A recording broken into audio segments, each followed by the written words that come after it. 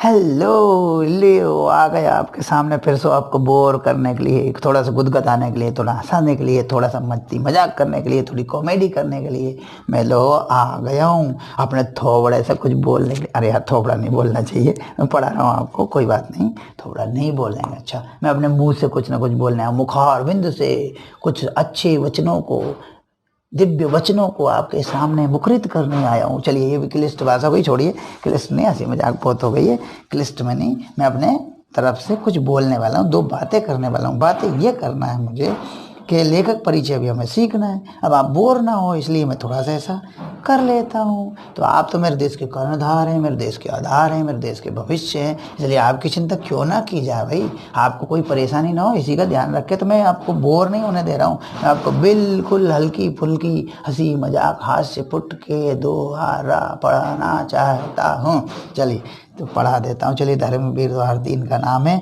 इनने पाठ लिखा काले मेघा पानी दे, ठीक है, पढ़ लिया हमने पाठ को। अब ये कभी परिचय आए ना आए, हमें पढ़ना है, हो सकता है कि अगले साल आ जाए, लेकिन ये वीडियो तो अगले साल भी काम में आएगा, हमेशा रहेगा। तो भाई इनका जो लेखक परिचय ये धर्मवीर भारती जी हैं। धर्मवीर, धर्म के वीर, वाह वाह वाह, धर्म में वीरता दिखाई, कोई दान वीर, कोई कर्म वीर, कोई युद्ध वीर, कोई धर्म वीर। ये धर्म में वीर थे और साथ में भारतीय थे तो धर्मवीर भारती हो गए। अब इनका जन्म जो क्या है धरती पर कब आए, भगवान ने कब इनको भेजा, तो इनको भेजा 25 दिसंबर 1926 क्रिसमस के दिन। जिस दिन कौन जन्मे थे पता है? ईसा मसीह। उसी दिन आए 1926 में, और मृत्यु हुई इनकी 1997 में। ये चले गए यहाँ से धरती से, मैंने इनका देहावसान हो गया, निधन हो गया। जीवन परिचय, धर्मवीर भारती का जन्म 25 दिसंबर 1926 को इलाहाबाद उत्तर प्रदेश में हुआ। वाह वाह वाह, दो लोग इलाहाबाद, नहीं इलाहाबाद में वो नहीं, यही थे इलाहाबाद में। एक हरिवंश राय बच्चन का भी इलाहाबाद जिले के प्रतापगढ़ जिले के पट्टी गांव में हुआ था। इनका इलाहाबाद में ही हुआ था 1926 में, उत्तर प्रदेश में। इनके पिता चिरंजीवी लाल वर्मा और माता चंदा देवी। अरे वाह, चांद की देवी थी, चांद की देवी। और चिरंजीवी जो हमेशा जीवित रहे, वो चिरंजीवी जो कभी ना मरे, ना भूत में मरा था, ना वर्तमान में जिंदा और भविष्य में मरेगा नहीं, वो चिरंजीवी है। उसी को भाई चिरंजीवी कहते। क्या बात है, इतना भी कोई जीता है क्या? लेकिन भैया है नाम चिरंजीवी, मान लेते चिरंजीवी थे इनके पिताजी। और देवी कौन? देवी तो चंदा देवी, चंद्रमा की देवी, उन्हीं को कहा चंदा देवी। उनकी माता का नाम, किनकी माता? धर्मवीर भारती। वाह वाह वाह, धर्मवीर भारती जी धर्म से चिरंजीवी हो गए, चिरंजीवी की माता जी चंदा देवी हो गई। इनकी शिक्षा इलाहाबाद विश्वविद्यालय से एमए हिंदी में हुई, पीएचडी भी प्राप्त की एमए से, हिंदी से ही एमए हिंदी से किया, पीएचडी भी हिंदी से ही प्राप्त की। प्रारंभिक शिक्षा इलाहाबाद के डीएवी कॉलेज से प्राप्त की। प्रारंभिक शिक्षा तो डीएवी कॉलेज इलाहाबाद से प्राप्त की, फिर इलाहाबाद विश्वविद्यालय से एमए और पीएचडी की। व्यक्तित्व, आज़ादी के बाद साहित्यकारों में इनका विशिष्ट स्थान। अरे वाह, स्पेशल है इनका प्लेस तो क्या है, आज़ादी के बाद वाले साहित्यकारों में, आज़ादी के समय वाले साहित्यकारों में नहीं है, क्योंकि तो बाद में लिखने लगे। तो आज़ादी के जो बाद वाले साहित्यकार हैं ना, उनमें इनका विशिष्ट स्थान, मतलब स्पेशल प्लेस है, स्पेशल स्थान है। ये मूल रूप से व्यक्ति की स्वतंत्रता को, व्यक्ति की फ्रीनेस को। अरे वाह, हर कोई चाहता है व्यक्ति स्वतंत्रता। हम स्कूल में आप लोगों को कितना रोकते हो, कितना परेशान, फिर भी आप पर्सनली फ्री होना चाहते हैं। हमसे कहाँ से सर आ गए बोर करने? अरे नहीं भैया, जैसे ये व्यक्ति स्वातंत्र को पसंद करते हैं, हम भी चाहते हैं आप भी स्वतंत्र है। लेकिन क्या है कि आपके जीवन को, आपके भविष्य को, आपके फ्यूचर को अच्छा बनाना है, वेल बनाना है, इसलिए भैया थोड़ा बहुत तो हमें कंट्रोल करना पड़ता है, डिसिप्लिन रखना पड़ता है। भाई इससे बोर मत होइए। मानवीय संकट, रोमानी चेतना के रचनाकार है। मानवीय संकट, मनुष्य के जीवन में जो संकट आते हैं उनको लिखते हैं रोमानी चेतना, आत्मीय चेतना। रोमानी मतलब होता है आत्मीय चेतना के ऊपर ये रचनाएं करते हैं, उनके ऊपर वो लिखते थे। तो इसलिए मानवीय संकट रोमानी चेतना के रचनाकार हैं। और ये व्यक्ति स्वातंत्र को पसंद करते हैं। रचना है गुनाहों का देवता उपन्यास। वह गुनाह करके और गुनाह करके वो भी देवता। अरे ये कैसी उल्टी बात है? अरे थोड़ा हंस लो यार, गुनाह भी किया और देवता बन गया, गलत बात। नहीं, लेकिन रचना है धर्मवीर भारती को, मान लेते हैं क्या चाहता है। गुनाहों का देवता, सूरज का 7वां घोड़ा, 7 घोड़े होते हैं और जो कहते हैं 7वां एक ही घोड़ा, एक घोड़ा थोड़ी जुटता है सूरज के रथ में, वो 7वां घोड़ा कह रहे हैं। 7वां नहीं, पूरे 7 घोड़े, लेकिन अपने तो ये जो उन्होंने लिखा वही मानेंगे। गुनाहों का देवता, 7वां घोड़ा, सूरज का 7वां घोड़ा। ये 2 उपन्यास है। बंद गली का आखिरी मकान कहानी है संग्रह, जिसमें बहुत सारी कहानियाँ, बंद गली का आखिरी मकान में बहुत सारी कहानियाँ हैं। ठंडा लोहा इनकी एक रचना है। लोहा भी ठंडा, अरे वाह, ठंडा तो होता ही लोहा, गर्म करेंगे तो जला नहीं देगा, चिका देगा। कनुप्रिया, अरे वाह, कनुप्रिया, कान को प्रिय लगे वो कनुप्रिया। कान को तो अच्छी बात है, मीठी बात है, आपके मन की बातें करो तो कनुप्रिया लगेंगी, तो कोई नहीं लगेगी। 7 गीत वर्ष काव्य संग्रह, अंधा युग एक स्पेशल रचना इनके गीति नाट्य है। ठेले पर चरासे बड़े ठेले पे हिमालय धरने बैठ गए। हिमालय रख दिया, हिमालय थोड़ी धराएगा, अरे कहाँ से रखोगे हिमालय को, ठेले पर हिमालय। चांद का ठंडा लोहा भी बता रहे हैं, कनुप्रिया भी कह रहे हैं, और बंद गली का आखिरी मकान। अब गली बंद, आखिरी मकान कहाँ से? वाह, अजीब सा नाम है इनकी रचनाओं के।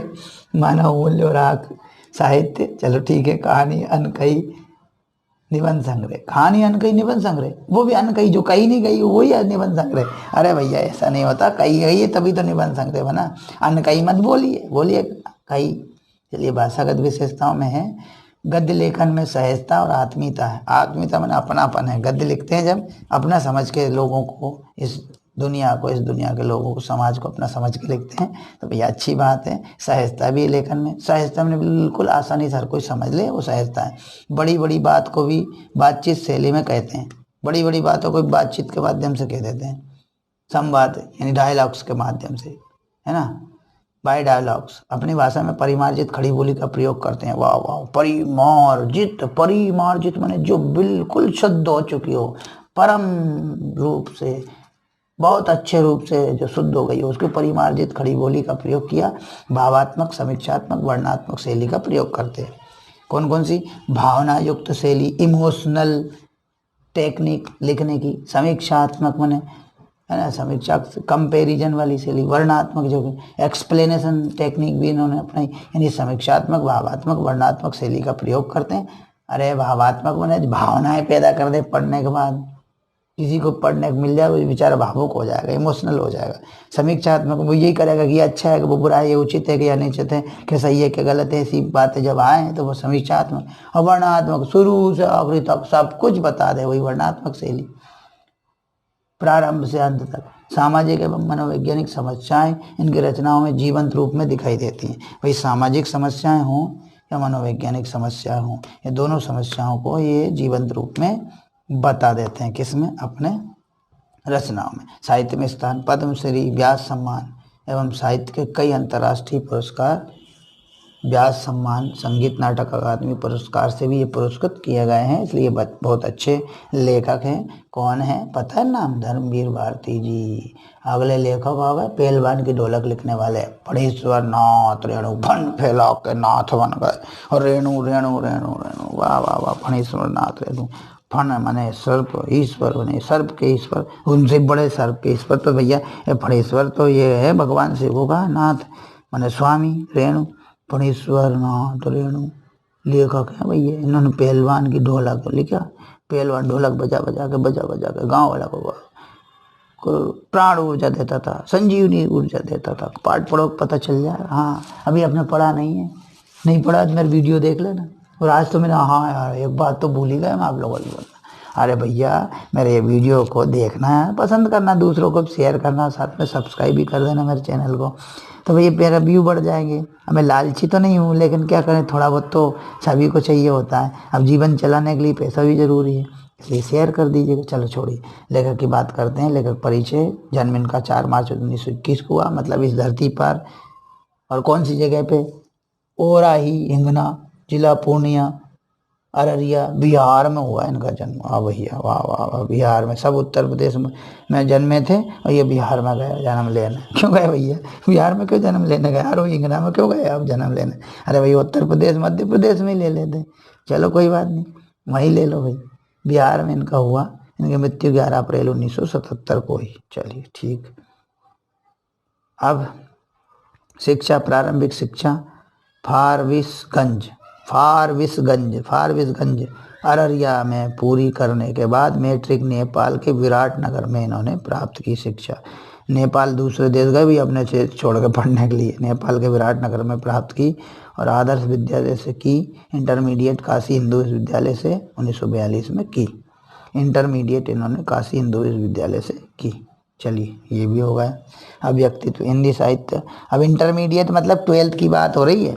अब ये मत समझना इंटरमीडिएट उत्तर प्रदेश में भैया इंटरमीडिएट 12th को कहते हैं, 11 12th को। इंटर कॉलेज होता है स्कूलों का नाम, हायर सेकेंडरी नहीं होता वहाँ। हाँ 8वीं तक के स्कूल जूनियर हाई स्कूल होते हैं, 10वीं तक के स्कूल हाई स्कूल कहलाते हैं। हाँ 11वीं 12वीं इंटर कॉलेज कहलाती है। तो ऐसा की उनने।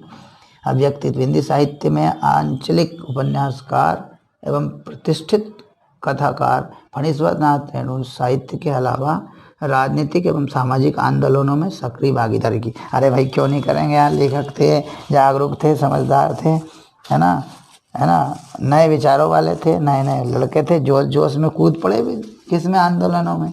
तो वो तो राजनीतिक और सामाजिक आंदोलनों में सक्रिय भागीदारी रही उनकी।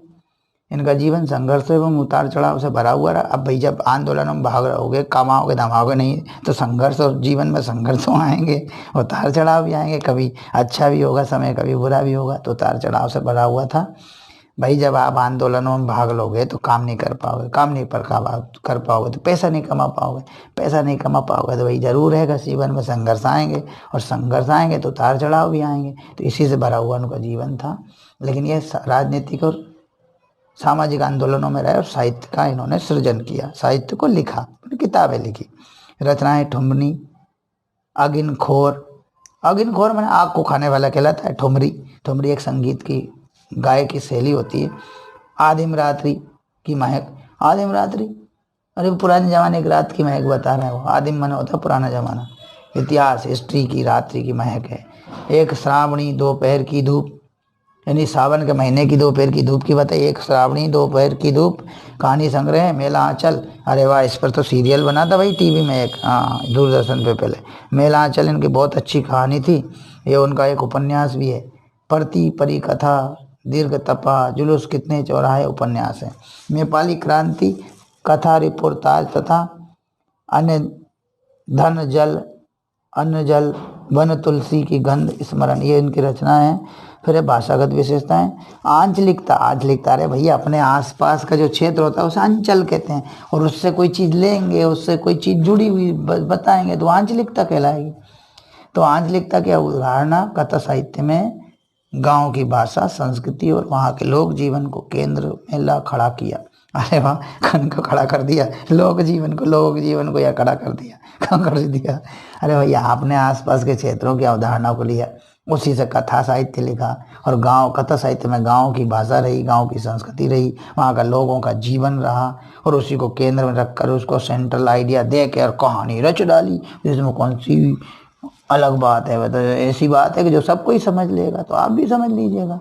समझने की कोशिश करना भाई, बोर नहीं कर रहा हूँ मैं। लोकगीत भी, लोकोक्ति भी, लोक संस्कृति, लोक भाषा, लोक नायक की अवधारणा से भारी भरकम चीज एवं नायक की जगह अंचल को ही नायक बना डाला। उन्हें जो आंचल होता था ना, अंचल बने एक क्षेत्र, एक सीमित क्षेत्र, वो अंचल कहलाता है। जैसे मालवांचल, मालवा का क्षेत्र मालवांचल, ऐसे एक अंचल को ही नायक बना डाला, किसी व्यक्ति को नायक नहीं है। जैसे रामचरितमानस भाई राम जी नायक हैं, हीरो है, तो इन्होंने हीरो किसको बनाया, एरिया को बना दी हीरो। तो इन्होंने क्या किया, लोकगीत, लोकोक्ति, लोक संस्कृति, लोक भाषा। लोक माने हमारे आसपास के लोगों की चीज़ें, है ना। लोकोक्ति माने लोगों के द्वारा कही गई बातें। लोक संस्कृति हमारे आसपास के रहन सहन, रीति रिवाज, खान पान, तीज त्योहार आदि लोक संस्कृति। लोक भाषा मन जो आसपास बोलते मालवी काई कर रही हो रे, थारो मारो बोले। और बुंदेली बोलते हैं का भैया का होगा, ऐसा बोलते हैं। और वो भोजपुरी लोग बोलते हैं कैसन बा, बहुत अच्छन बा, ऐसे बोलते हैं। ऐसी भाषाएं लोकनायक की अवधारणा में भारी भरकम चीज एवं नायक की जगह अंचल को ही नायक बना डाला। भाषा की सार्थकता बोली के साहचर्य में ही है। अब भाषा की सार्थकता में भाषा के साथ अगर बोली मिल जाए, एक सखी दूसरी सखी से मिल जाए, एक बड़ी सखी अमीर सखी, एक बेचारी गरीब सखी, गांव की सखी, वो है बोली, तो दोनों का साहचर्य मिल गया, मैंने दोनों साथ में हो गई, तो बड़ी अच्छी बात है। हिंदी के साथ बंगला व नेपाली भाषा पर भी इनकी पकड़ थी। थी, अरे पकड़ थी, बिल्कुल थी ना पकड़। ये दोनों भाषाएं और भी जानते थे, बांग्ला और नेपाली, हिंदी तो जानते ही थे। साहित्य में स्थान 1942 के भारत छोड़ो आंदोलन में सक्रिय भागीदारी निभाई। अरे वही गांधी जी के साथ कूद पड़े आंदोलन में, तो सक्रिय भागीदारी निभाई। आपको पद्मश्री सम्मान से सम्मानित किया गया। चलिए यहाँ तक आपका आ जाता है, यह परिचय पूरा हुआ। धन्यवाद, थैंक यू। बोर मत होना भाई, अरे बोर मत होना यार, थोड़ा हंस दो यार, थोड़ा हंस दो और मेरे वीडियो को थोड़ा फैला देना। चलिए अब आप